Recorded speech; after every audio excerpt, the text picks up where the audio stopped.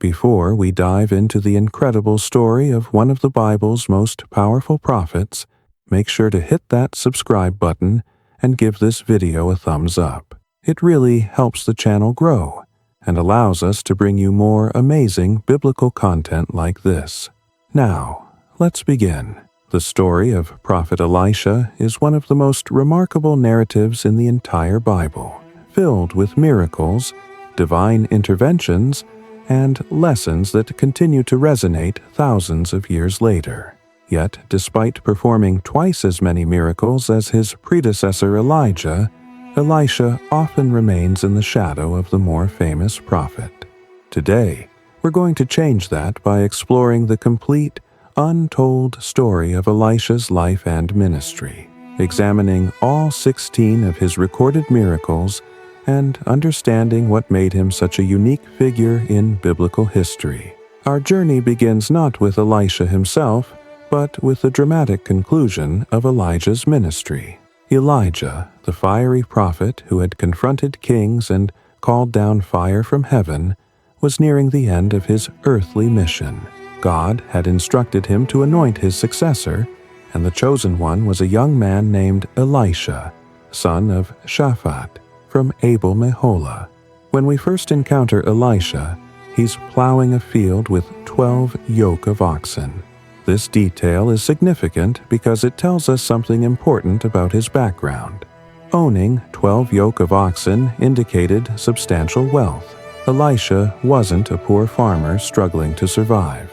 He came from a prosperous family, yet he would willingly leave all of this behind when called to prophetic service.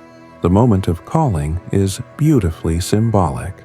Elijah approaches Elisha and throws his mantle over him. This wasn't just a casual gesture.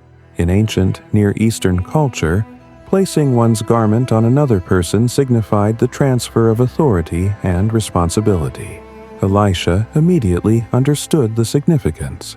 He asked only for permission to say goodbye to his parents, then made a dramatic statement of commitment.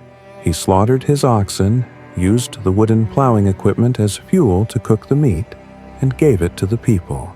This was Elisha burning his bridges, making it impossible to return to his former life. There would be no going back. For several years, Elisha served as Elijah's attendant and apprentice. The Bible describes him as the one who poured water on Elijah's hands, indicating his role as a devoted servant and student. During this time, he learned from one of the greatest prophets in Israel's history, preparing for the monumental task that lay ahead. The relationship between Elijah and Elisha teaches us something profound about mentorship and spiritual succession. Elijah didn't just pass on knowledge, he passed on a mantle of responsibility. Elisha didn't just learn techniques, he absorbed a way of life dedicated entirely to serving God and speaking His truth to the nation. The day finally came when Elijah was to be taken up to heaven. What follows is one of the most extraordinary passages in Scripture. Both Elijah and Elisha knew this was Elijah's last day on earth. They traveled together from Gilgal to Bethel, then to Jericho, and finally to the Jordan River.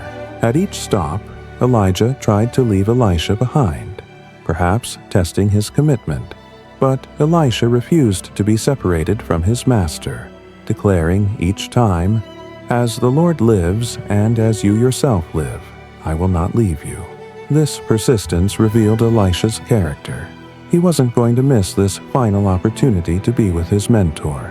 He wasn't going to let fear or convenience keep him from receiving everything God had for him.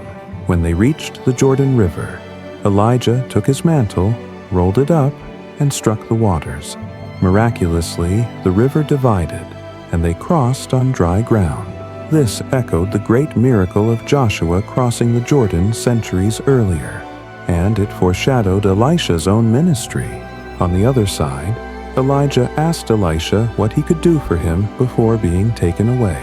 Elisha's request was bold and specific. He asked for a double portion of Elijah's spirit.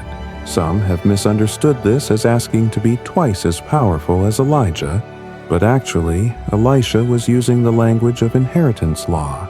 In ancient Israel, the firstborn son received a double portion of his father's estate. Elisha was essentially asking to be recognized as Elijah's true spiritual heir, the one who would carry on his work. Elijah's response was telling. He said, "You have asked a difficult thing. Yet if you see me when I am taken from you, it will be yours. But if not, it will not be so." This wasn't about Elijah's power to grant or withhold the blessing. It was about Elisha's spiritual perception and readiness to receive what God wanted to give. Then came the spectacular moment. As they walked and talked, suddenly a chariot of fire and horses of fire appeared and separated them, and Elijah was taken up to heaven in a whirlwind. Elisha saw it all. He cried out, my father, the chariots of Israel and its horsemen." This was both a cry of loss and a recognition of Elijah's true role as Israel's spiritual protector, more valuable than military might. Elisha picked up the mantle that had fallen from Elijah. This physical transfer of the mantle represented the spiritual transfer of prophetic authority. But Elisha didn't just assume he now had power. He needed confirmation. He returned to the Jordan River, took the mantle, and struck the waters just as Elijah had done, calling out, "Where is the Lord, the God of Elijah?" The waters divided, and Elisha crossed over. The miracle confirmed what had happened. The spirit that had rested on Elijah now rested on Elisha. Now begins Elisha's remarkable ministry, and with it, the first of his 16 recorded miracles. A group of prophets from Jericho witnessed his crossing of the Jordan and declared, "The spirit of Elijah rests on Elisha." Yet even these prophets needed convincing. They wanted to send 50 men to search for Elijah, thinking perhaps the Spirit of the Lord had carried him to some mountain or valley. Elisha knew better, but he let them search. After 3 days of fruitless searching, they returned, and Elisha's authority was further established. The first miracle that Elisha performed independently addresses a problem in Jericho. The men of the city came to him with a complaint. They acknowledged that the city's location was pleasant, but the water was bad and the land was unproductive. This was particularly significant because Jericho had been under a curse since Joshua's time. Joshua had declared that anyone who rebuilt Jericho would do so at the cost of his sons, and this curse had indeed been fulfilled during King Ahab's reign. Elisha's response was practical yet supernatural. He asked for a new bowl with salt in it. Then he went to the spring that supplied the city's water, threw the salt into it, and declared in the name of the Lord that the waters were healed and would no longer cause death or barrenness. The healing was permanent and immediate. This miracle demonstrated that Elisha's ministry would be characterized not just by judgment, like Elijah's often was, but also by healing and restoration. The salt, often used as a preservative and purifier in ancient times, became the physical agent of God's supernatural work. From Jericho, Elisha went up to Bethel, and here we encounter one of the most controversial and misunderstood incidents in his ministry. As he was walking along the road, a group of the boys came out of the city and mocked him, saying, "Go up, you bald head! Go up, you bald head!" To understand what happened next, we need context. First, this wasn't innocent, childish teasing. The Hebrew word used suggests these were young men, not small children. Second, "go up" was likely a mocking reference to Elijah being taken up, essentially telling Elisha to disappear like Elijah had. Third, Bethel was a center of idolatrous worship, where King Jeroboam had set up golden calves. This mockery represented the spiritual rebellion of an entire city. Elisha turned around, looked at them, and pronounced a curse on them in the name of the Lord. Immediately, 2 female bears came out of the woods and mauled 42 of the youths. This seems harsh to modern readers, But several factors are important to consider. First, this was a direct challenge to God's appointed prophet, and thus to God himself. Second, it demonstrated that the new prophetic ministry had divine backing and authority. Third, it served as a sobering warning to a nation that had largely turned away from God. The severity of the consequence matched the severity of the spiritual crisis in Israel. This incident also reveals something about Elisha's character that distinguishes him from Elijah. While Elijah often operated alone, Elisha would work extensively with groups of prophets and would travel regularly throughout Israel. He needed to establish his authority early and unmistakably. The third miracle takes us into the realm of international politics and warfare. The kingdoms of Israel, Judah, and Edom formed an alliance to attack Moab, which had rebelled against Israel. After marching for 7 days through the desert, the combined armies found themselves without water, facing potential disaster. King Jehoram of Israel despaired, but King Jehoshaphat of Judah, who still feared the Lord, asked if there was a prophet of the Lord nearby. One of the servants mentioned Elisha, describing him as the one who used to pour water on Elijah's hands. This detail, mentioned again, emphasized Elisha's credentials as Elijah's legitimate successor. The three kings went to consult him. Elisha's interaction with King Jehoram was pointed and direct. He essentially told the king of Israel to go consult the prophets of his father and mother, referring to Ahab and Jezebel and their false prophets. This was a sharp rebuke. Jehoram insisted they needed help, and Jehoshaphat's presence seemed to be the reason Elisha agreed to assist. Then something interesting happened. Elisha called for a musician. As the musician played, the hand of the Lord came upon Elisha, and he prophesied. Music played a significant role in prophetic ministry in ancient Israel. It helped create an atmosphere conducive to receiving divine revelation. Elisha instructed them to dig ditches throughout the valley, promising that though they would see neither wind nor rain, the valley would be filled with water. Moreover, God would deliver the Moabites into their hands. The next morning, at the time of the morning sacrifice, water came flowing from the direction of Edom and filled the valley. The Moabites, seeing the sun reflect on the water and making it appear red like blood, mistakenly thought the allied kings had fought among themselves and slaughtered each other. They rushed to plunder the camp, only to be attacked and defeated by the waiting armies. The miracle was both supernatural provision and strategic advantage. The fourth miracle brings us to one of the most touching and detailed accounts in Elisha's ministry, involving a widow from among the prophets. This woman came to Elisha in desperate circumstances. Her husband, one of the company of prophets, had died, and now a creditor was coming to take her 2 sons as slaves to pay the debt. In ancient Israel, debt slavery was a legal but tragic reality for those who couldn't pay what they owed. Elisha asked her what she had in her house. Her answer was heartbreaking in its simplicity. She had nothing except a small jar of oil. Elisha's instructions seemed unusual. He told her to go to all her neighbors and borrow empty vessels, not just a few. Then she was to go inside her house with her sons, shut the door, and pour oil into all the vessels, setting aside each one as it was filled. The woman did exactly as instructed. As she poured, the oil kept flowing. It continued until every borrowed vessel was full. Only when there were no more vessels did the oil stop flowing. She reported this to Elisha, and he told her to sell the oil, pay her debt, and live on the remainder with her sons. This miracle reveals several profound principles.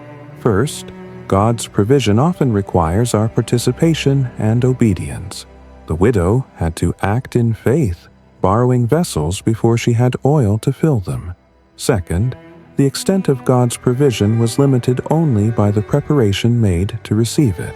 The oil stopped when the vessels ran out, not when God's supply was exhausted.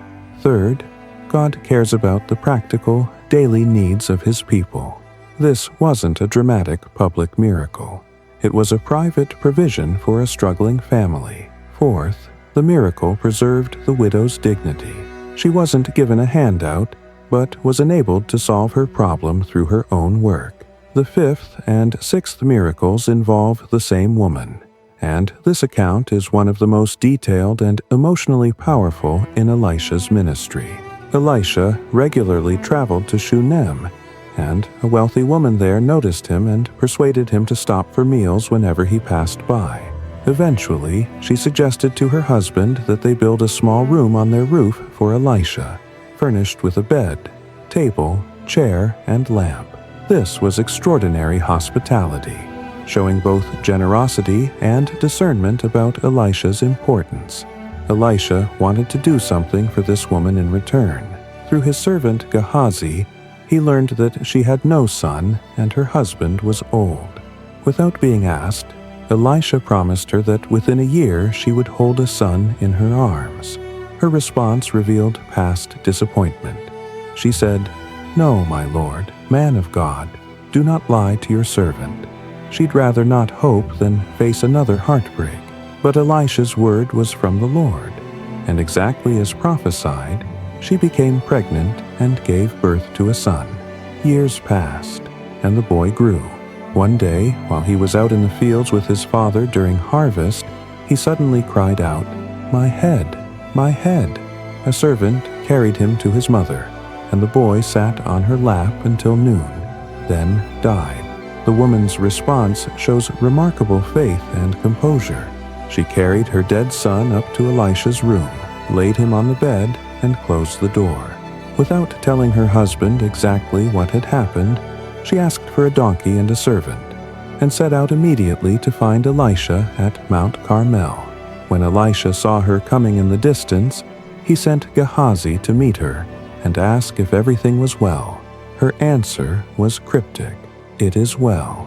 But when she reached Elisha, she fell at his feet and grabbed hold of them. Gehazi moved to push her away, but Elisha stopped him, recognizing her deep distress. Then she spoke, reminding him that she hadn't asked for a son, hadn't wanted to get her hopes up, and now this had happened. Elisha immediately sent Gehazi ahead with his staff, instructing him to lay it on the child's face. The woman, however, refused to leave without Elisha himself, so Elisha went with her. Gehazi arrived first and laid the staff on the child, but nothing happened. When Elisha arrived, he went into the room, closed the door, and prayed. Then he laid himself on the child, mouth to mouth, eyes to eyes, hands to hands. The child's body began to grow warm. Elisha got up, walked around the room, then stretched himself on the child again. This time, the boy sneezed 7 times and opened his eyes. Elisha called the woman and presented her son to her alive. She fell at his feet in overwhelming gratitude, then picked up her son and left. This miracle demonstrated several things. It showed Elisha's compassion and personal involvement. Unlike the earlier miracle where Elijah raised a widow's son from a distance through prayer, Elisha physically engaged with the situation. It also showed that prophetic power wasn't in objects like the staff, but in God's direct intervention through His servant. Most importantly, it revealed God's faithfulness. The promised child was not taken away permanently. The 7th miracle occurred back at Gilgal during a famine. Elisha was meeting with a group of prophets, and he instructed his servant to prepare a large pot of stew for them. One of the prophets went out to gather herbs and found a wild vine, from which he gathered gourds and cut them up into the stew, not knowing what they were. When the stew was served and the men began eating, they cried out that there was death in the pot. The gourds were apparently poisonous. Elisha's solution was simple. He asked for some flour, threw it into the pot, and declared that now they could eat safely. The poison was neutralized, and there was nothing harmful in the pot. This might seem like a minor miracle compared to raising the dead, but it demonstrated God's care for his servants even in everyday situations. It also showed Elisha's role as a provider and protector for the community of prophets who followed him. The 8th miracle happened in the same setting. A man came from Baal Shalisha, bringing the first fruits of his harvest, 20 loaves of barley bread and fresh grain. This was significant because bringing first fruits showed this man still honored God's laws despite the national apostasy. Elisha instructed his servant to give it to the people to eat. The servant's response was practical and skeptical. How could 20 loaves feed 100 men? But Elisha repeated his instruction, adding that the Lord said there would be food left over. Sure enough, they all ate and had some left over, exactly as Elisha had said. This miracle prefigured Jesus' feeding of the 5,000 centuries later, and demonstrated that God could multiply resources supernaturally. The 9th miracle takes us back into the international arena and introduces us to one of the most fascinating characters in Elisha's story, Naaman, commander of the army of Aram, modern-day Syria. Naaman was a great man, highly regarded and a valiant warrior. Through him, the Lord had given victory to Aram, but Naaman had leprosy, a devastating disease that would have made him a social outcast in most cultures. The story begins with an Israelite girl who had been captured in a raid and served Naaman's wife. This young girl, whose name we never learn, demonstrated remarkable compassion toward her captors. She told her mistress that if only Naaman would see the prophet in Samaria, he would be cured of his leprosy. This small act of kindness set remarkable events in motion. Naaman went to his king, who sent him to the king of Israel with a letter and substantial gifts: 10 talents of silver, 6,000 shekels of gold, and 10 sets of clothing. When the king of Israel read the letter asking him to cure Naaman, he tore his robes in distress, thinking this was a pretext for starting a war. After all, he had no power to cure leprosy. When Elisha heard about this, he sent word to the king asking why he had torn his robes. "Send the man to me," Elisha said, "and he will know that there is a prophet in Israel." So Naaman went with his horses and chariots and stopped at the door of Elisha's house. What happened next offended Naaman deeply. Elisha didn't even come out to meet him. Instead, he sent a messenger with simple instructions. "Go wash yourself 7 times in the Jordan River, and your flesh will be restored, and you will be cleansed." Naaman was furious. He had expected the prophet to come out, stand before him, call on the name of the Lord his God, wave his hand over the spot, and cure him. Instead, he received what seemed like dismissive instructions to wash in a muddy river. "Aren't the rivers of Damascus better than all the waters of Israel?" he asked.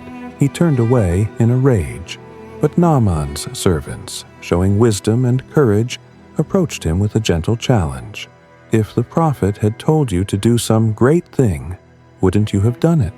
How much more then, when he simply says, 'Wash and be cleansed'?" Their logic convinced him. Naaman went down to the Jordan and dipped himself 7 times, as the man of God had instructed. After the 7th immersion, his flesh was restored and became clean like that of a young boy. Naaman returned to Elisha with his whole company and stood before him, making a powerful declaration. "Now I know that there is no God in all the world except in Israel." He tried to give Elisha gifts, but Elisha refused, making it clear that God's grace couldn't be purchased. Naaman then made 2 requests. He asked for 2 mule loads of earth, planning to build an altar to worship the Lord on Israelite soil. He also asked for pardon in advance for when he would have to accompany his master into the temple of Rimmon and bow down there as part of his official duties. Elisha simply told him to go in peace. The story takes a dark turn with Elisha's servant Gehazi. Watching this foreign commander leave with all his wealth intact, Gehazi thought Elisha had been too easy on him. Gehazi hurried after Naaman and lied, saying Elisha had sent him because 2 young prophets had just arrived and needed a talent of silver and 2 sets of clothing. Naaman, generous in his gratitude, insisted on giving 2 talents of silver. When Gehazi returned, he hid everything and presented himself to Elisha. But Elisha knew exactly what had happened. His question was penetrating. "Was not my spirit with you when the man got down from his chariot to meet you? Is this the time to take money, or accept clothes, or olive groves and vineyards, sheep and cattle, or male and female servants?" The message was clear. Gehazi had treated God's miracle as an opportunity for personal profit. The consequence was severe and immediate. Naaman's leprosy would cling to Gehazi and his descendants forever. Gehazi left Elisha's presence, his skin leprous, as white as snow. This wasn't arbitrary punishment, but a direct connection between the sin and its consequence. Gehazi wanted what Naaman had. Now he also had Naaman's former condition. The 10th miracle involves another group of prophets, highlighting how Elisha worked constantly with and for the prophetic community. These prophets complained to Elisha that the place where they were meeting with him was too small. They asked permission to go to the Jordan, and each cut a log to build a larger meeting place. Elisha agreed, and when they asked him to accompany them, he consented. As one of them was cutting down a tree, his iron axe head flew off the handle and fell into the water. He cried out in distress because the axe was borrowed. This detail is important. Losing a borrowed tool was a serious matter, creating a debt the poor prophet couldn't easily repay. Iron was valuable in ancient times, and an axe head represented a significant investment. Elisha asked where it had fallen, and when shown the spot, he cut a stick and threw it into the water at that place. Miraculously, the iron axe head floated to the surface, defying its natural properties. The man was able to reach out and take it. This miracle, like several others in Elisha's ministry, addressed a practical, everyday problem. It showed God's concern for the struggles of ordinary people and his power over the natural properties of matter. The 11th through 13th miracles all relate to warfare between Israel and Aram, and they demonstrate Elisha's strategic importance to the nation. The king of Aram was at war with Israel and would plan his military operations with his officers, deciding where to set up camp. But repeatedly, Elisha would send word to the king of Israel, warning him to avoid certain places because the Arameans would be there. The king of Israel would heed the warning and protect himself, not once or twice, but multiple times. The king of Aram was furious, suspecting a traitor among his officers. One of his officers informed him that it wasn't a traitor but Elisha, the prophet in Israel, who tells the king of Israel even the words spoken in the king's bedroom. This is a remarkable statement about Elisha's prophetic insight.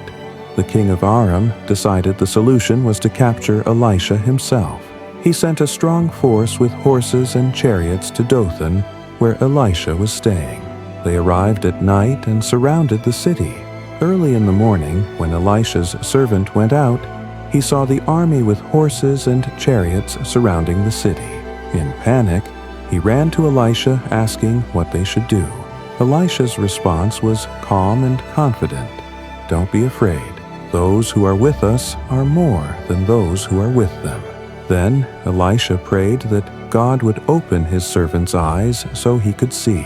When the Lord opened the servant's eyes, he looked and saw the hills full of horses and chariots of fire all around Elisha. This revealed the spiritual reality behind the physical circumstances.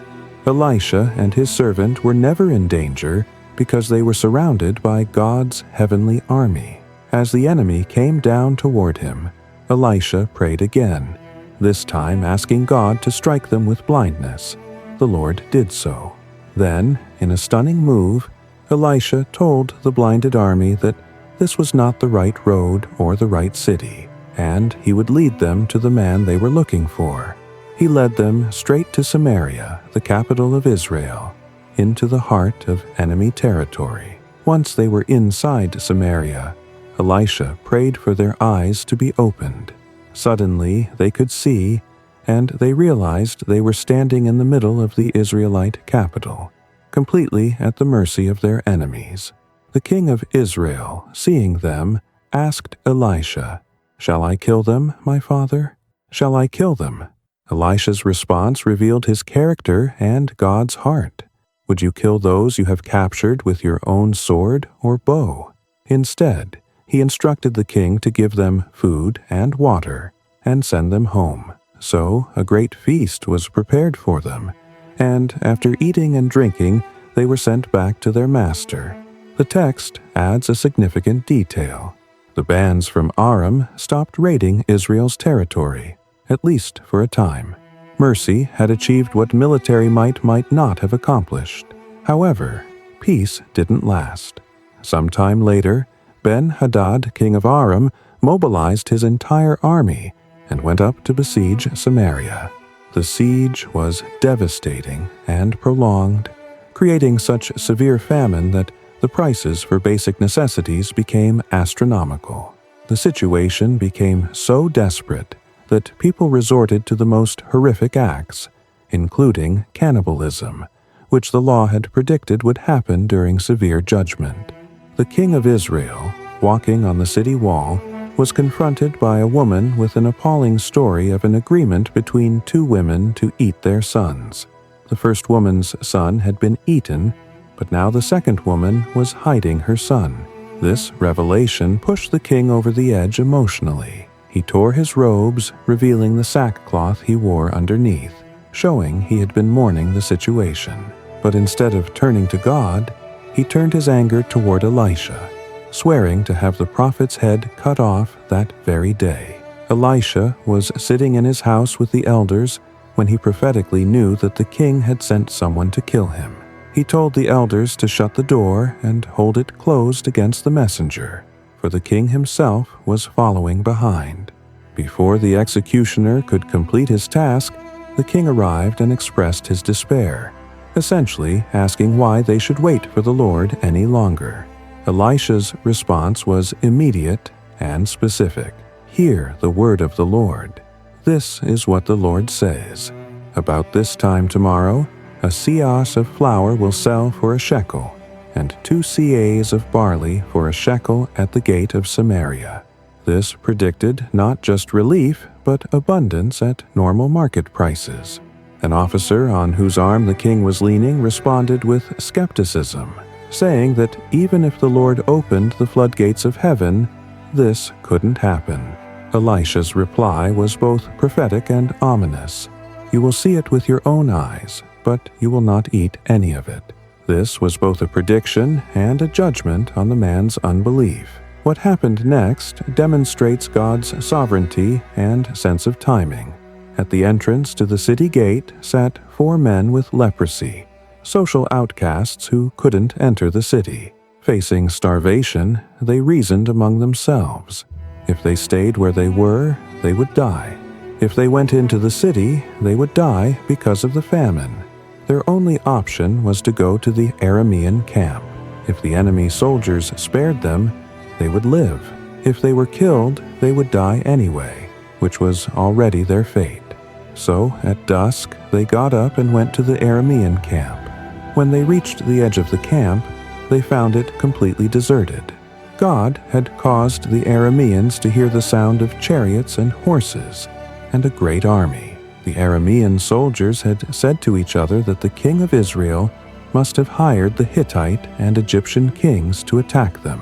In panic, they had fled into the night, abandoning everything: their tents, horses, donkeys, the entire camp just as it was.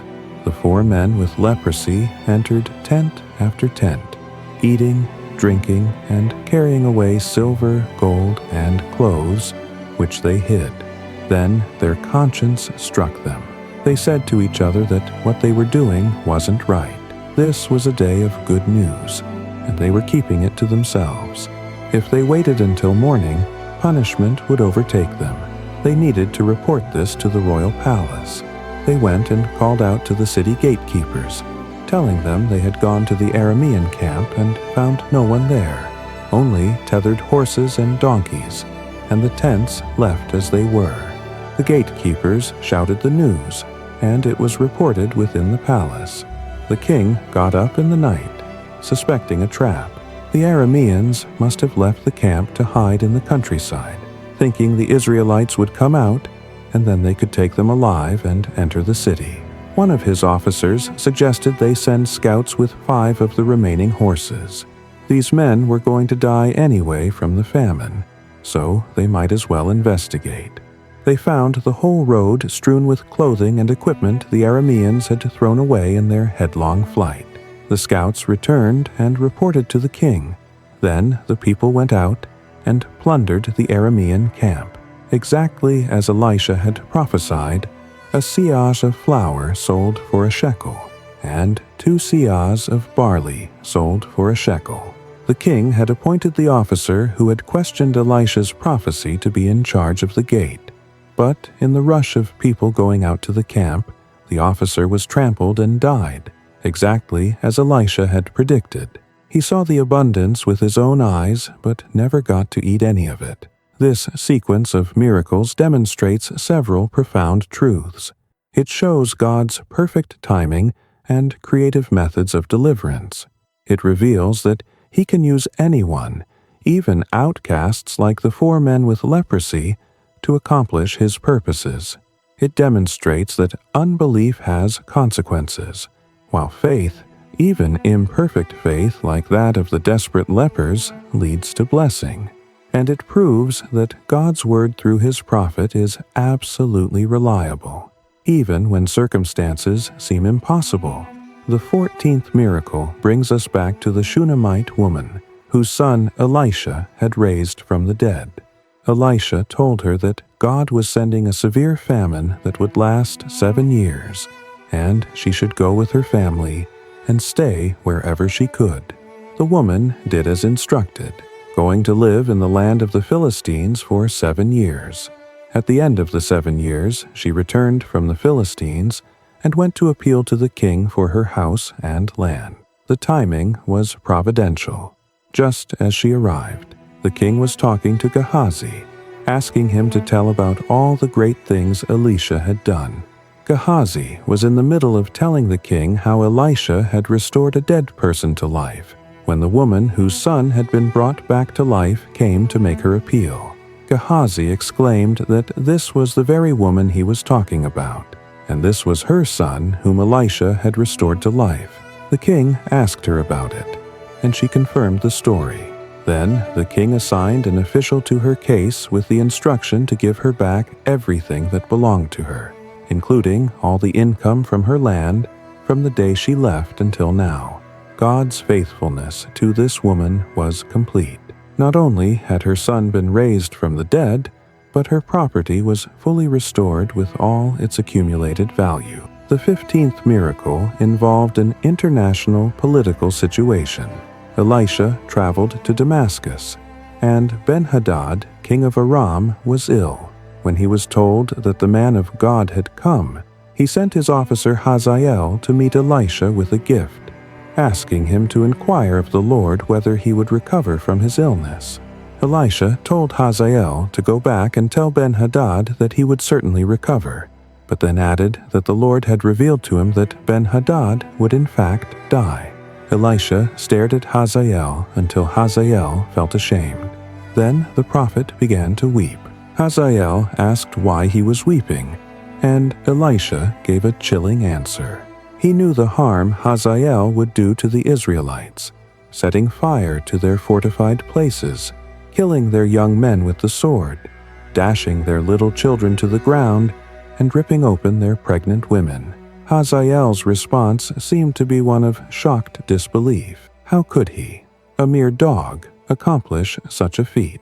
But Elisha replied that the Lord had shown him that Hazael would become king of Aram. When Hazael returned to his master, He reported that Elisha said the king would recover, but the next day, Hazael took a thick cloth, soaked it in water, and spread it over the king's face until he died. Then Hazael succeeded him as king. This disturbing account shows that Elisha's prophetic knowledge extended to future political developments and their consequences. It also demonstrates the limited but real free will that humans exercise within God's sovereign plan. Elisha's prophecy didn't cause Hazael to commit murder and atrocities. It simply revealed what Hazael would choose to do. The final miracle recorded in Elisha's ministry is perhaps the most unusual because it occurred after his death. Elisha became ill with the illness from which he would die.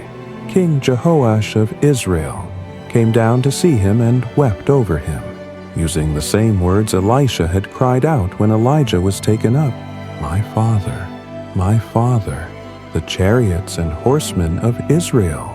Even on his deathbed, Elisha was still operating as a prophet. He told the king to get a bow and some arrows. He put his hands on the king's hands as the king held the bow, then told him to open the east window and shoot. As the arrow flew, Elisha declared this was the Lord's arrow of victory over Aram, and that Israel would completely destroy the Arameans at Aphek. Then Elisha told the king to take the arrows and strike the ground. The king struck the ground 3 times and stopped. The dying prophet was angry with him.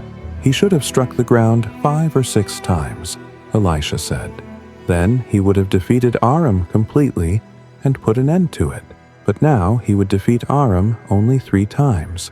Then Elisha died and was buried. Sometime later, Moabite raiders used to enter the country every spring. Once, while some Israelites were burying a man, they suddenly saw a raiding band. So they threw the man's body into Elisha's tomb.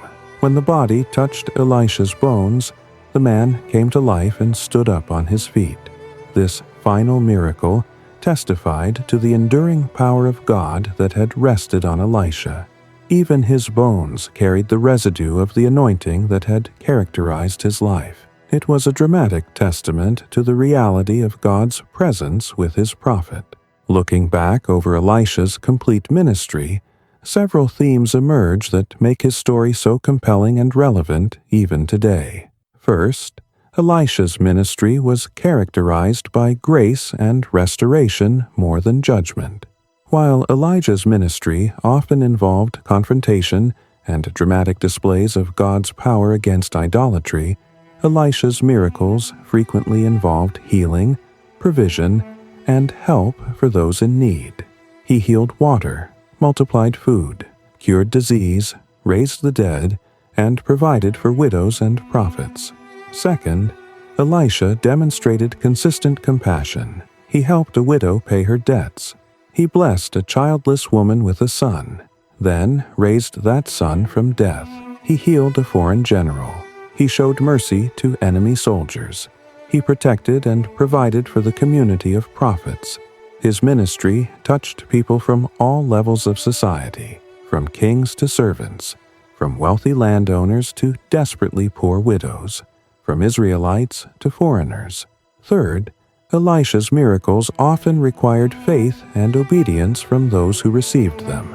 The widow had to borrow vessels in faith before the oil flowed. Naaman had to humble himself and wash in the Jordan. The starving people had to believe good news that seemed impossible. The Shunammite woman had to act on a warning about a famine. God's power was real and supernatural, but it typically required human cooperation and faith. Fourth, Elisha served with remarkable consistency over decades. Unlike Elijah, whose ministry seemed to be marked by dramatic peaks and valleys, periods of mighty victory followed by times of discouragement and isolation, Elisha maintained a steady ministry that spanned approximately 60 years. He served under multiple kings, worked constantly with the prophetic communities, and remained faithful until his death. Fifth, Elisha fulfilled his calling to receive a double portion. If we count the recorded miracles, Elijah performed 8 miracles in his lifetime, while Elisha performed 16, exactly double. This wasn't about Elisha being greater than Elijah. Both were servants of God operating with the power and authority He gave them. Rather, it demonstrated that God was faithful to honor what He had promised through Elijah. Sixth, Elisha's ministry showed that God works through ordinary means as well as extraordinary ones. Sometimes the miracles involved dramatic supernatural intervention, like the blinding of the Aramean army or the resurrection of the Shunammite's son. Other times, God worked through more subtle means, like causing the Arameans to hear sounds that weren't there, or using a small amount of flour to neutralize poison. God's ways are diverse and creative. Finally, Elisha's life teaches us about mentorship, succession, and legacy. He didn't emerge fully formed as a prophet. He served faithfully as Elisha's attendant, learning and growing. When his time came to lead, he was ready. He in turn mentored others, particularly the companies of prophets who surrounded him, and his influence extended even beyond his death, both through the final miracle involving his bones and through the continuing impact of his prophecies and teachings. The contrast between Elijah and Elisha is instructive. Elijah was the prophet of the mountain, often alone, delivering messages of judgment, calling down fire from heaven, confronting kings with bold declarations. Elisha was the prophet of the valley, constantly among the people, bringing healing and provision, working within communities, demonstrating God's compassionate care. Both were essential. Both were faithful. Together, their ministries presented a complete picture of God's character, holy and just, but also merciful and kind. In many ways, Elisha's ministry prefigured aspects of Jesus' earthly ministry. Like Jesus, Elisha performed miracles that demonstrated compassion for human suffering. He healed the sick, raised the dead, multiplied food, and showed special concern for widows, the poor, and outcasts. Like Jesus, he worked extensively with a community of followers, training and mentoring them. Like Jesus, his power came not from himself, but from his intimate relationship with God. The relevance of Elisha's story extends to believers today. His life reminds us that faithful service to God often happens over long periods of consistent obedience, rather than in moments of dramatic glory. It shows us that God cares about both our everyday practical needs and our deepest spiritual longings.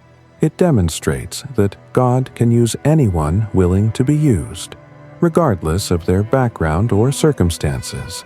Elisha's courage in burning his bridges when he left his father's fields challenges us to examine our own commitment. Are we holding back, keeping escape routes open, or are we fully committed to following God's call on our lives? His persistence in refusing to leave Elijah's side that last day challenges us to pursue God's best for us with determination, not settling for less than everything God has for us.